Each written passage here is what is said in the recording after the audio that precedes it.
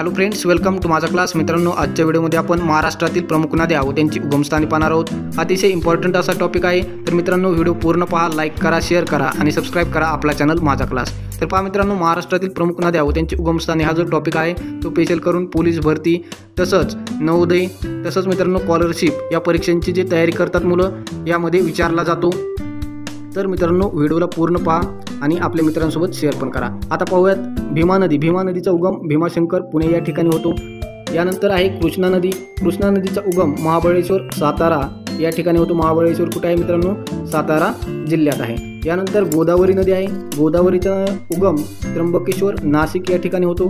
त्यानंतर पैनगंगा नदी आहे. पैनगंगा नदीचा उगम अजिंठा डोंगर बुलढाणा या ठिकाणी होतो. यानंतरची महत्त्वाची नदी आहे वैनगंगा. वैनगंगा नदीचा उगम मित्रांनो मैकल पर्वत शिवनी सातपुडा हा मध्य प्रदेश राज्यात आहे. यानंतर तापी नदी आहे. तापी नदीचा उगम बैतूल सातपुडा मध्य प्रदेशमध्ये होतो. बैतूल हे ठिकाण कुठे आहे? सातपुडा डोंगर रांगेत मध्य प्रदेश या ठिकाणी. त्यानंतर वर्धा नदी आहे. वर्धा नदीचा उगम सातपुडा पर्वत महादेव डोंगर मध्य प्रदेश या ठिकाणी होतो. यानंतर महत्त्वाची नदी आहे नर्मदा नदी.